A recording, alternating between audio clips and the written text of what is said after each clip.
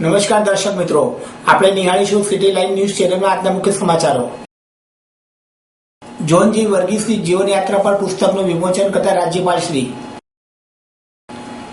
લોકસેવકો, શતાયુ નાગરિકો અને સ્વાતંત્ર્ય સેનાનીઓનું સન્માન. મહારાષ્ટ્રના સીએમ ગુરુદેશોની મુલાકાતે. ક્લબ એમિકોસ દ્વારા રક્તદાન શિબિર. સત્ય સાંઈ હોસ્પિટલ અમદાવાદમાં બાળકોની ફ્રી હાર્ટ સર્જરીનો ઉદ્દેશ. કોંગ્રેસ દ્વારા ધરણા. વિરોધ વચ્ચે પીપીપી યોજનાનું ખાતમુહૂર્ત. જગન્નાથજી રથયાત્રા. ઈદની ઉજવણી. વડોદરા ઈદની ઉજવણી. ગોંડલ શહેરમાં ચંડી મહાયજ્ઞ. ભાવનગર ભગવાન શ્રી જગન્નાથની 30મી રથયાત્રા. જોન જી વર્ગીસની જીવનયાત્રા પરના પુસ્તકનું વિમોચન કરતા રાજ્યપાલશ્રી. ગુજરાતના રાજ્યપાલશ્રી ઓપી કોહલીએ અમદાવાદના અગ્રણી વેપારી શ્રી જોન જી વર્ગીસની જીવનયાત્રા પર આધારિત પુસ્તક ધી મેકિંગ ઓફ ધી લેગેન્ડનું વિમોચન વાયએમસી ક્લબ ખાતે કર્યું હતું. રાજ્યપાલશ્રીએ પુસ્તક વિમોચન કરતા જણાવ્યું હતું કે આ પુસ્તક સાધારણ માણસે કરેલા અસાધારણ કર્મોની કહાની છે. આ પુસ્તકમાં વર્ણવેલી જીવન ઝાંખીમાંથી સપનાનું ફળીભૂત કરવાની ભાવના પ્રકટ થાય છે. સામાન્ય પરિસ્થિતિમાંથી આવેલો યુવક કઈ રીતે આગળ વધે છે તેની વિકાસની ગાથા જ નથી, પરંતુ જે તે સમાજને સમજવામાં પણ ઉપયોગી થાય તેવી જીવનની છે. આ પુસ્તકમાં શ્રી વર્ગીસના જીવનના સંઘર્ષ અને ત્યારબાદ પ્રાપ્ત ઉપલબ્ધિઓની ગાથા છે, જે યુવા ઉદ્યોગ સાહસિકોને પ્રેરણા પૂરી પાડશે તેવો વિશ્વાસ તેમણે વ્યક્ત કર્યો હતો. એસડી શાહ અને અદિતિ શુક્લા દ્વારા લિખિત આ પુસ્તકમાં મુશ્કેલીઓથી અને સમસ્યાઓમાંથી કઈ રીતે બહાર આવી શકાય તે માટેનું પથદર્શન કરવામાં આવ્યું છે. આ પુસ્તકમાં તટસ્થતાથી જોન જી વર્ગીસનું જીવન ચરિત્ર લખેલું છે તેમ જણાવી રાજ્યપાલશ્રીએ જોન જી વર્ગીસ અને પુસ્તકના લેખકોનું અભિનંદન પાઠવ્યું હતું. જોન જી વર્ગીસે પોતાના વિશે લખાયેલા પુસ્તક અંગે પ્રતિભાવ આપતા જણાવ્યું હતું કે હું કેરળથી અમદાવાદ જીવનમાં કંઈક હાંસલ કરવાના ઉદ્દેશથી આવ્યો હતો અને અમદાવાદના ઉદ્યોગ સાહસિકતાના કારણે મને વિકાસની ભરપૂર તક આપી. આજે હું એવી પરિસ્થિતિઓ છું કે મારા વિશે પુસ્તક લખાયું છે તેનો મને આનંદ છે. આ પ્રસંગે જાણીતા શિક્ષણવિદ શ્રી રૂપા શાહે જણાવ્યું હતું કે આ પુસ્તકમાં જોન જી વર્ગીસ અને તેમના જીવન પ્રસંગોની વિશેની રસપ્રદ માહિતી આપવામાં આવી છે. આ કાર્યક્રમમાં શહેરના વરિષ્ઠ નાગરિકો તેમજ વર્ગીસ પરિવારના સભ્યો ઉપસ્થિત રહ્યા હતા. લોકસેવકો, શતાયુ નાગરિકો અને સ્વતંત્ર સેનાનીઓનું સન્માન. દેશને આઝાદી અપાવવામાં મહત્વપૂર્ણ યોગદાન આપનાર સ્વાતંત્ર્ય સેનાનીઓ, લોકસેવાને વરેલા લોકોના પ્રતિનિધિ એવા પદાધિકારીઓ શ્રીઓ તથા આઝાદી પહેલા અને આઝાદી મળ્યા બાદ દેશના વિકાસ માટે મહત્વપૂર્ણ યોગદાન આપનાર એવા શતાયુ નાગરિકોને સન્માનિત કરી રાજ્ય સરકારે સાચા અર્થમાં તેની કર્તવ્યના દર્શન કરાવ્યા છે. તેમ બોટાદ જિલ્લાના સાળંગપુર ખાતે યોજાયેલા પંચાયતના પદાધિકારી શ્રીઓ, શતાયુ નાગરિકો અને સ્વાતંત્ર્ય સેનાનીઓના સન્માન સમારંભમાં ઉદબોધન કરતા પાણી પુરવઠા મંત્રી શ્રી વિજયભાઈ રૂપાણીએ જણાવ્યું હતું. મંત્રી શ્રી રૂપાણીએ ઉમેર્યું હતું કે ત્રણ પેઢીઓને માર્ગદર્શન આપી તેના થકી સમાજની સેવા તેમના આયખાની એક સદી વટાવી ચૂક્યા છે.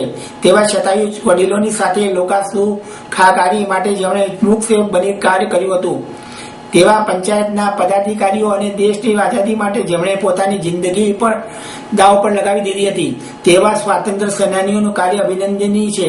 સમાજના આવા મુખ સેવકો, પ્રહરીઓનું આજે સન્માન થઈ રહ્યું છે, જે આપણે સૌ માટે ગૌરવની વાત છે. આ પ્રસંગે વિધાનસભા ઉપાધ્યક્ષ શ્રી આત્મારામ પરમારે જણાવ્યું હતું કે જેમણે પોતાનું જીવન સમાજ માટે સમર્પિત કર્યું છે તેવા સન્માનનીય લોકો આજે સન્માન થયું છે. મહારાષ્ટ્રના સીએમ ગુરુદેશોની મુલાકાતે. નર્મદા જિલ્લાના ગરુડેશ્વર ખાતે સ્વામી વાસુદેવાનંદ સરસ્વતી મહારાજની 101મી પુણ્યતિથિ નિમિત્તે મહારાષ્ટ્રના સીએમ દેવેન્દ્ર ફડણવીસે ગરુડેશ્વરની મુલાકાત લીધી હતી, જ્યાં તેઓનું સ્વાગત શ્રી ગરુડેશ્વર દત્ત સંસ્થાના પ્રમુખ ટ્રસ્ટી ચંદ્રકાંત ગોવાસ્કી તેમજ ટ્રસ્ટી મંડળના સભ્યો તથા મહિલાઓ દ્વારા કરાયું હતું. ત્યારબાદ નર્મદા મૈયાનું પૂજન કર્યું હતું. ત્યારબાદ સ્વામી મહારાજના સમાધિ મંદિરે ગયા હતા અને પૂજા કરી હતી. ક્લબ અમીગોસ દ્વારા રક્તદાન શિબિર. જે માતના આંસુ નથી કરી શકતા તે તમારું રક્તદાન કરી શકે છે.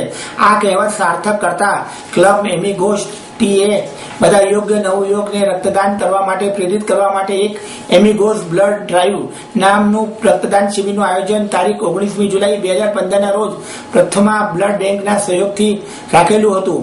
આ રક્તદાન શિબિર ખાસ એક દ્રવ્ય રોગ થેલેસીમિયા થી પીડિત બાળકો માટે રાખેલ છે, જેના દ્વારા અમે ઓછામાં ઓછી 250 બોટલ એકત્રિત કરવાની આશા રાખીએ છીએ અને આ માટે છેલ્લા 12 દિવસથી યુવા વર્ગને જાગૃત કરવા અમે અભિયાન હાથ ધર્યું છે. ક્લબ એમિગોસ તારીખ 31મી ઓગસ્ટ 2013ના રોજ સ્થાપવામાં આવ્યું હતું અને ત્યારથી અલગ અલગ પ્રકારની સમાજ સેવા જેમ કે માનસિક નબળા બાળકો સાથે હોળી, HIV બાળકો સાથે મિત્રતા દિવસ વગેરે હાથ ધર્યું છે, જેની સમાજની સેવા કરી શકાય એવા ક્લબની મુખ્ય ટ્રેક લાઇન છે, here there everywhere amigos are always there. અને એક જ સંદેશો આપે છે, રક્તદાન દ્વારા જીવનદાન એ જ સાચો આનંદ. મારું નામ સૌરભ છે અને હું ક્લબ અમિગોસ ચલાવું છું. ક્લબ અમિગોસ એટલે 2 વર્ષ પહેલાં મેં આ ક્લબ સ્ટાર્ટ કરી હતી. અમારો ઓબ્જેક્ટિવ ક્લબ સ્ટાર્ટ કરવાનો એક જ હતો કે જે બી સોસાયટી છે એ લોકોમાં આપણે ઘરે બેઠા આપણને ખબર નથી પડતી કે લોકો બહારને કેટલી જરૂર છે આપણી, તો અમે લોકોએ આ સ્ટાર્ટ કરેલી છે. અત્યાર સુધી અમારા 22 ઇવેન્ટ થઈ ગયા છે અને અમે લોકોએ ફાધર્સ ડે બનાવ્યો, ઓલ્ડ એજ મેન સાથે, મધર્સ ડે બનાવ્યું, ચિલ્ડ્રન્સ ડે બનાવ્યા, અમે ઓર્ફન કિડ્સ સાથે ગાંધી આશ્રમમાં ગયા હતા. બધા ઓર્ફન કિડ્સને જે બી અનાથ બાળકો છે એ લોકોને લઈને અમે રિવરફ્રન્ટ ગયા હતા. એના પછી અમને આ ઓપોર્ચ્યુનિટી મળી છે આ વખતે કે અમે બ્લડ ડોનેશન કેમ્પ રાખીએ. બ્લડ ડોનેશન કેમ્પ અમે શું કામ રાખ્યું છે? અમારો ઓબ્જેક્ટિવ એની પાછળ એક જ છે કે જે થેલેસેમિયા પીડિત લોકો છે એ લોકોને અમે લોહી પહોંચાડી શકીએ. કેમ કે અમે એક સર્વે કર્યો છે, સર્વે પ્રમાણે ડિમાન્ડ અને સપ્લાય બ્લડની છે એમાં ઘણો અંતર આવી ગયો છે. તો એના લીધે અમદાવાદના લોકોને આપણે અવેર કરવાના છે કે તમે લોકો આવો અને દર 3 મહિને બ્લડ ડોનેટ કરો, કેમ કે એનાથી તમારા 1 યુનિટ બ્લડથી કોઈ 3 જણની જાન બચે છે. તો એ અમારો હેતુ છે મેઇનલી.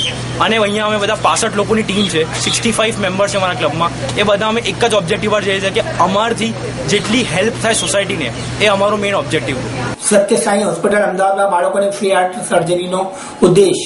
રાજકોટની જાણીતી સત્ય સાઈ હાર્ટ હોસ્પિટલ આગામી 6 મહિનામાં અમદાવાદ નજીક કાશીન્દ્રા ગામ ખાસ બાળકોની ઓપન હાર્ટ સર્જરી માટે તૈયાર રહી છે. રવિવારે હોસ્પિટલના એક કાર્યક્રમમાં કર્ણાટકના રાજ્યપાલ અને રાજ્યના પૂર્વ નાણાપ્રધાન શ્રી વજુભાઈ વાળા ઉપસ્થિત રહ્યા હતા. આગામી દિવસોમાં અમદાવાદની હોસ્પિટલમાં 18 વર્ષથી નીચેના 3000 બાળકો નિઃશુલ્ક સર્જરી કરવા માટેના લક્ષ્યાંક મૂકવામાં આવે છે. હોસ્પિટલના મેનેજિંગ ટ્રસ્ટી મનોજ ભીમાણીએ કહ્યું હતું કે તાજેતરમાં હોસ્પિટલ દ્વારા રાજસ્થાનમાં એક કેમ્પનું આયોજન થયું હતું, જેમાં કુલ 1112 વ્યક્તિઓના હૃદયનું ચેકઅપ કરીને 221 દર્દીઓના ઓપરેશન પ્લાન કરાયા હતા. આ પૈકી 34 દર્દીઓની સર્જરી કરી દેવાઈ છે. હાઈકોર્ટના જસ્ટિસ કલ્પેશ ઝવેરી, હાઈકોર્ટના એડવોકેટ જનરલ કમલ ત્રિવેદી સહિત શહેરની સંખ્યાબંધ જાણીતી હસ્તી હોસ્પિટલના કાર્યક્રમમાં સાક્ષી બન્યા હતા. કોંગ્રેસ દ્વારા ધરણા.